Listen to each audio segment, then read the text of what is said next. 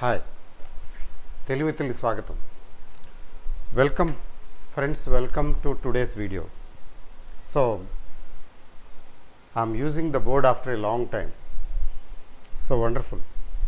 So everything is wonderful. All is well that ends well. Market to 23,300 వరకు వెళ్ళిపోయి pre election up swing. ఆ తర్వాత ఏమైంది, 22,000 లెవెల్కి వచ్చేసింది. ఈవెన్ బిలో దట్ అరౌండ్ 22,000 ప్లస్కి వచ్చింది కదా. అక్కడి నుంచి మళ్ళీ రిటర్న్ జర్నీ.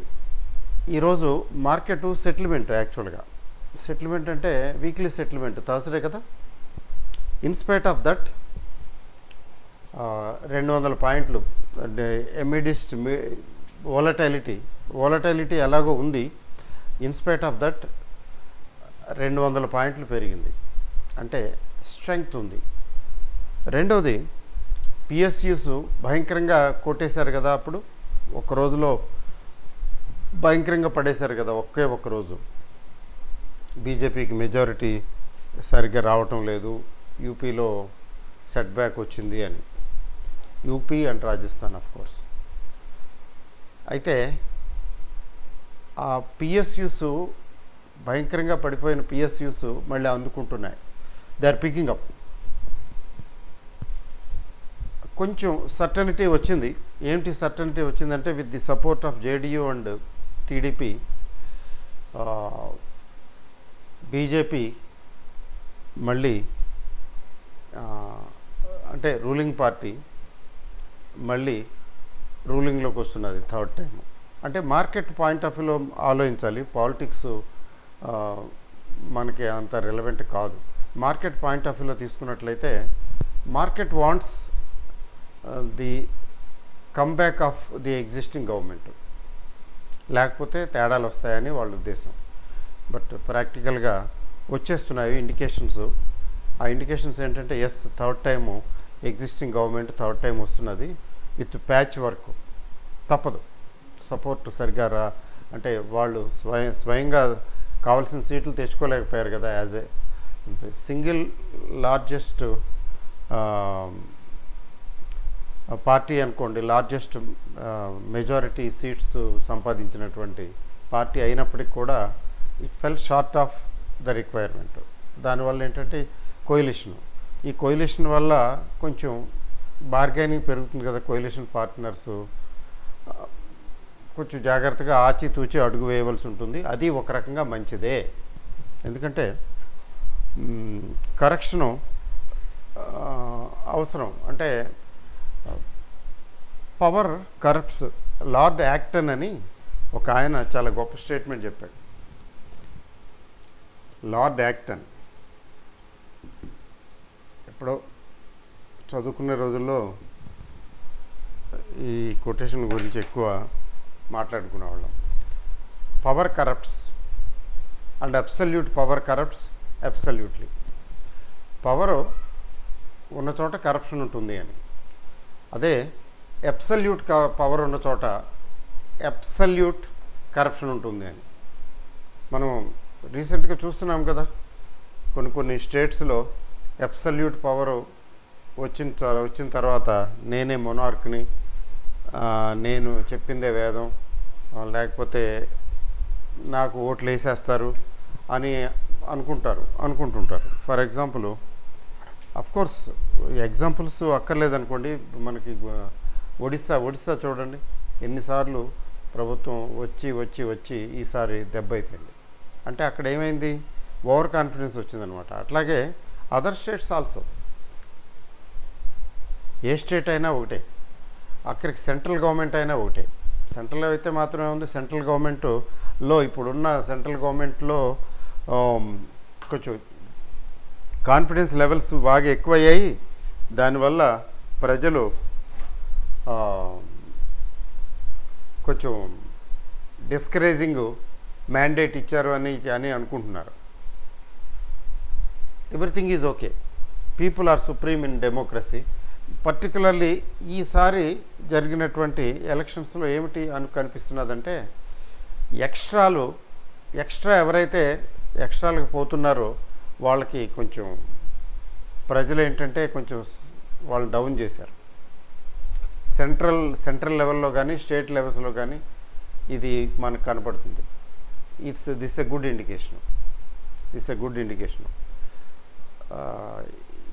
ఇప్పుడు ఉన్నటువంటి ఈసారి జరిగిన ఓట్ల దీన్ని బట్టి ఏమిటి అర్థమవుతున్నదంటే, గొప్ప కావచ్చు, చాలా బాగా చేయొచ్చు. ఇప్పుడు సెంట్రల్ గవర్నమెంట్ సెంట్రల్ లెవెల్లో చాలా బాగా పెర్ఫామ్ చేశామని వీళ్ళు చెప్పారు కదా.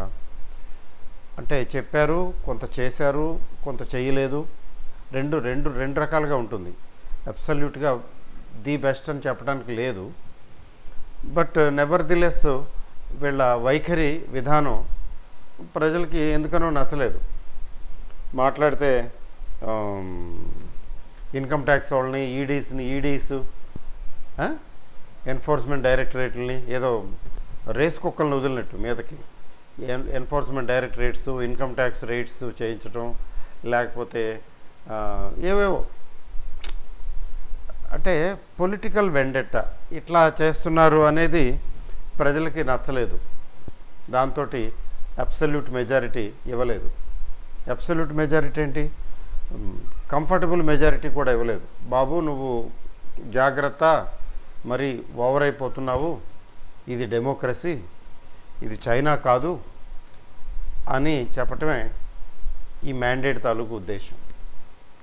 నాకు ఏం పొలిటికల్ ఎఫిలియేషన్స్ ఏమి లేవు. దయచేసి నేను ఎవరిని విమర్శించడం, ఉద్దేశపూర్వకంగా ఎవరిని విమర్శించడం లేదు, ఎవరిని సమర్థించడం లేదు. మీకు కామెంట్లు ఇంతకుముందు కూడా చూశాను. నేను ఎప్పుడన్నా ఇట్లాంటి విషయాలు మాట్లాడుతుంటే ఏదో పర్టికులర్ పార్టీని సపోర్ట్ చేస్తున్నాను అన్న సెన్స్లో తీసుకున్నారు. అట్లా ఏం కాదు. నాకు అన్ని పార్టీలు ఓకే. బీజేపీ అయినా మేము ఢిల్లీ కదా ఉండేది, బీజేపీ ఈజ్ ఓకే. మాకు ఇక్కడ లోకల్ ఆమ్ ఆద్మీ పార్టీ ఉంది, అది కూడా ఓకే.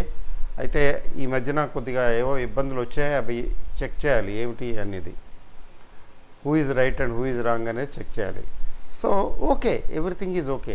మనకి స్టాక్ మార్కెట్ పాయింట్ ఆఫ్ వ్యూలో చూద్దాం. స్టాక్ మార్కెట్ పాయింట్ ఆఫ్ వ్యూలో ఏంటంటే స్టేబుల్ గవర్నమెంట్ కావాలి. హార్స్ ట్రేడింగ్ కుదరదు. ఇప్పుడు రేపొద్దున ఉన్న ప్రభుత్వాన్ని పడగొట్టేసి మీరందరూ నా దగ్గరికి వచ్చేయండి, మా దాంట్లో కలిసిపోండి, మేము మీకు ఈ పదవి ఇస్తాం, ఇన్ని డబ్బులు ఇస్తాం. మామూలుగా కదా రాజకీయాల్లో ప్రలోభాలు ఉంటాయి. మళ్ళీ ఈ గవర్నమెంట్ ఇన్స్టేబుల్ అవటం అంటే, గవర్నమెంట్ స్టేబుల్గా ఉండకపోతే పాలసీసు కన్సిస్టెంట్గా పర్స్యూ చేయలేకపోతే దానివల్ల ఎకానమీ, ఆర్థిక వ్యవస్థ దెబ్బతింటుంది. మార్కెట్కి కావాల్సింది ఎకనామిక్ ప్రోగ్రెస్ ఉంటే, ఆర్థికంగా మెరుగుపడితే, దేశం మెరుగుపడుతుంటే మనకి ఏమవుతుంది, మన పెట్టుబడులు ఇనుమడిస్తాయి, పెట్టుబడులలో లాభాలు వస్తాయి. పెట్టుబడి కదా మన పెట్టుబడి వ్యాపారం. సో పెట్టుబడి వ్యాపారం కాబట్టి వ్యాపార అభివృద్ధి కోరుకుంటాం. అది స్టాక్ మార్కెట్ ఫిలాసఫీ. అక్కడ ఎవరు వస్తున్నారు, ఏ పార్టీ వచ్చిందన్నది అంత ఇంపార్టెంట్ కాదు. We have no control. ఒకసారి ఎలక్షన్లో ఎన్నుకున్న తర్వాత ప్రభుత్వాన్ని మన కంట్రోల్ ఏమి ఉండదు. వాళ్ళు ఇష్టం వచ్చినట్టే చేస్తారు, వాళ్ళకి నచ్చిన విధంగానే చేస్తారు. అది దేశ ప్రగతికి, పురోభివృద్ధికి ఉపయోగపడితే బతికిపోతాం, లేకపోతే బుక్ అయిపోతాం for some time. So far so good. మరి ఎకనామిక్ గ్రోత్ బాగానే వచ్చింది, ప్రోగ్రెస్ వచ్చింది. తర్వాత సేవింగ్స్ బాగున్నాయి. ఇప్పుడు ఈరోజు సింపుల్గా చూడండి, మార్కెట్ని పడేయటానికి ఈరోజు విశ్వ ప్రయత్నం చేయడం జరిగింది. మీకు ఎఫ్ఐఐస్ 6,867 కోట్లు. ఎఫ్ఐఐస్ ఎంత అమ్మారంటే 6,870, అంతే కదా, 67. ఇదేం చిన్న అమౌంట్ ఏం కాదు. ఇంత భారీ అమ్మకాలు వాళ్ళు కరోనా టైంలో చేశారు. మధ్యలో ఎప్పుడు ఇంతగా 6,000, 8,000 అట్లా ఎప్పుడు లేదు ఈ మధ్యకాలంలో. మరి చేశారు అంటే అర్థం ఏంటి, వాళ్ళు ఎందుకో అక్కర్లేదు, పర్వాలేదు. ఎందుకంటే వాళ్ళకి ఆప్షన్స్ చాలా ఉంటాయి. ఇప్పుడు తైవాన్ ఒకటి బాగా పికప్ అవుతున్నది. తైవాన్ దగ్గర మన ఇండియన్ మార్కెట్స్కి దగ్గర, నిఫ్టీకి దగ్గరగా వచ్చేస్తున్నది, 22,000 మార్కుకి వచ్చేస్తున్నది.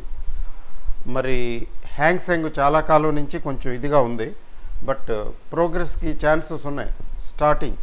అట్లా కొన్ని వర్ధమాన దేశాలు అవి ఆల్టర్నేటివ్స్ చూసుకుంటారు, ఏ కంట్రీలో అవకాశాలు ఉన్నాయి, ఈ కంట్రీ కంటే ఆ కంట్రీ బాగుంటుంది అనుకుంటే ఈ కంట్రీలో అమ్మటం మొదలు పెట్టేస్తారు.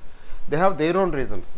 మనకు అక్కర్లేదు, మనం అది ఫాలో అవ్వక్కర్లేదు. ఇప్పుడు ఏంటి, డిఐఎస్ ఈరోజు అందులో సగం, ఎక్కువ లేదు, సగం కొన్నారు. కానీ 200 పాయింట్లు పెరగడం గమ్మత్తుగానే ఉంది కదా. అంటే ఏంటి, డిఐఎస్ఏ కాదు, there are other buyers, retail investors and other buyers, big buyers, operators, HNIs మొత్తానికి ఉన్నారు. There is support. ఇప్పుడు ఎట్లా ఉందంటే ఇండియాలో ఎఫ్ఐఐస్ అమ్మినా కొన్న మార్కెట్లు మీద ఆ ప్రభావం ఏం పడదు. థ్యాంక్స్ టు సిప్ మోడ్లో బోల్డ్ అంత డబ్బు వస్తున్నది. మన డిఐఎస్ దగ్గర, మ్యూచువల్ ఫండ్స్ దగ్గర బోల్డ్ అంత డబ్బు ఉంది. Lot of money is coming and they are investing. So money ఎప్పుడైనా స్టాక్ మార్కెట్లో ఇన్వెస్ట్మెంట్కి వెళితే దానివల్ల ఏమవుతుందంటే ఎకనామిక్ గ్రోత్కి దోహదపడుతుంది. Getting my point? సో అది విషయం. కాబట్టి let us hope that all is well that ends well, అంతా బాగానే ఉంటుంది అని మనం హోప్ చేద్దాము, ఆశిద్దాము. అంతకుమించి ఇంకోటి ఏంటంటే ఇంట్రెస్ట్ రేట్లు జమానా, ఇంట్రెస్ట్లు పెరిగి అప్పుడు కరోనా టైంలో పెరిగి కొంచెం స్టేజ్కి వచ్చి కొంచెం తగ్గించి కొంచెం స్టేజ్కి వచ్చి ఆపారు కదా. ఇప్పుడు ఇంట్రెస్ట్ రేట్లు తగ్గించే కార్యక్రమం మొదలవుతున్నదని అనుకోవాలి. దానికి యూరోపియన్ సెంట్రల్ బ్యాంకు నాంది పలికిందనే చెప్పాలి. ఎట్లా అంటే ఇది 0.25% రెడ్యూస్ చేసింది ఇంట్రెస్ట్ రేట్ని. ఇప్పుడు 3.75% అనుకుంటాను, ఇంతకుముందు 4% ఉండేది. అయితే inflation all over Europe inflation కంట్రోల్లోకి వస్తున్నది అని గమనించి వీళ్ళు ఇనిషియేటివ్ తీసుకుని ఇంట్రెస్ట్ రేట్లు తగ్గించారు. Is it not a good news? Very very very good news. అయితే America is likely to follow. చూడాలి, ఒకసారి అమెరికా ఫాలో అయితే దాని ఇంపాక్టు మిగిలిన కంట్రీస్ మీద కూడా ఉంటుంది. ముఖ్యంగా ఇండియాలో ఇప్పుడు మనకి RBI credit rate policy, RBI policy రేపు. అయితే it is a non event అని అంటున్నారు. నాన్ ఈవెంట్ అంటే ఏంటంటే ఇంట్రెస్ట్ రేట్లను తగ్గించరు. ఇప్పుడు ప్రస్తుతానికి వెయిట్ అండ్ వాచ్ మోడ్లో ఉంటారు. అయితే పెంచరు, స్టేటస్కో మెయింటైన్ చేస్తారు. ఇంట్రెస్ట్ రేట్లు పెంచరు, తగ్గించరు ఆర్బీఐ వారు అనేది ఒపీనియన్, మెజారిటీ ఒపీనియన్. రేపు ఎలా ఉంటుందో చూద్దాం. Maybe it is going to be a non event, దానికి ఇంపార్టెన్స్ ఏమి ఉండదు అని అనుకుంటున్నాను. బట్ యూరోపియన్ మార్కెట్స్లో ఇంట్రెస్ట్ రేట్ తగ్గించడం అనేది శుభసూచకం. తర్వాత ఇంకా మీకు చెప్తాను.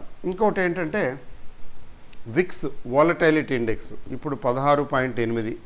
మీరు చూసే ఉంటారు, నిన్న 25% ఆ రేంజ్లో తగ్గింది, భయంకరంగా తగ్గింది. 25 అలా వెళ్ళిపోయింది. ఇవాళ 11% ఎంతో డౌను. నిన్నైతే ఇంకా తగ్గింది. సో విక్స్ న్యాచురల్ అండి, నిలబడదు. ఎందుకంటే మేజర్ ఈవెంట్ కదా ఎలక్షను, దాని దృష్ట్యా బాగా పెరిగింది. విక్స్ డౌన్ అవుతున్నది. ఇప్పుడు ఆప్షన్స్ తాలూకు ఆప్షన్స్ ప్రీమియం కూడా తగ్గుతుంది. ఇదొకటి. తర్వాత ఈరోజు ఇంకొక స్పెషాలిటీ ఉంది. అడ్వాన్స్ డిక్లైన్ రేషియో, ఏడీ రేషియో 6:1. చూడండి, అన్బిలీవబుల్గా ఉంది కదా. అంటే 6 షేర్లు పెరిగితే 7 షేర్లలో ప్రతి 7 షేర్లలో 6 పెరిగితే 1 తగ్గింది. అంటే చూడండి, అవుట్ మ్యాచింగ్ అంటే ఎంత బాగా. అంటే మీరు బహుశా గమనించే ఉంటారు, మీ పోర్ట్ఫోలియోలో ఆ డిఫరెన్స్ కనిపించే ఉంటుంది. 6:1. నేను నాది చూడలేదనుకోండి, జనరల్గా రోజు చూడను, అప్పుడప్పుడు చూస్తాను. 6:1. మీ షేర్లు కూడా చాలా రికవర్ అయి ఉంటాయి, కొన్ని పెరుగుంటాయి. అది అంటే ఇవన్నీ గుడ్ న్యూసే. అంటే దీని దృష్ట్యా ఇప్పుడు అఫ్కోర్స్ పొలిటికల్ అనుకోండి, ఇప్పుడు పొలిటికల్ ఇష్యూస్, తర్వాత గవర్నమెంట్ ఫార్మేషను ఈ స్టేజ్లో ఉంది కాబట్టి కొంచెం సబ్డ్యూడ్గా ఉంది, యాక్టివ్గా మరీ కొద్దిగా జాగ్రత్తగా ఆచితూచి అడుగులు వేస్తున్నారనుకోండి, అవన్నీ నార్మల్గా అయిపోతాయని అనుకోవాలి. ఎందుకంటే గవర్నమెంట్ ఫామ్ చేయడానికి సరిపడా ఉంది, కోయిలిషన్ గవర్నమెంట్ అయినా కానీ. కాబట్టి ఇట్ గోస్ వెల్ అనే అనుకోవాలి, ఇబ్బందులు లేకుండా. సో ఆ సందర్భంలో 23,000 మరొకసారి చూస్తాం మనం, 23,000 అండ్ బియాండ్ అని అనిపిస్తున్నది ఇప్పుడున్న సరళని బట్టి. అడ్వాన్స్ డిక్లైన్ రేషియో బాగుంటాం. మిడ్ క్యాప్ 2.3% పెరిగింది ఈరోజు, చూసారా. మీకు నిఫ్టీ అయితే 1% కూడా పెరగలే, 1% కంటే తక్కువే పెరిగింది, 0.8 ఎంతో పెరిగింది. కానీ మిడ్ క్యాప్ 2.3, 2.6% ఎంతో పెరిగితే స్మాల్ క్యాప్ 3% దాకా పెరిగింది. బిఎస్సి స్మాల్ క్యాప్, బిఎస్సి అయితే బ్రాడ్ బేస్డ్ కదా. సో 3% స్మాల్ క్యాప్ పెరగటం అంటే అర్థం ఏంటంటే, yes, investors are coming back, they are coming back for investment, they are ready to invest further, అట్లా కనపడుతున్నది. సో ఇవన్నీ గుడ్ న్యూస్లే కదా. So next last but not least ఏంటంటే, స్టాక్ వాచ్లో నేను ఏది సెలెక్ట్ చేశానంటే సీక్వెంట్ సైంటిఫిక్ అని.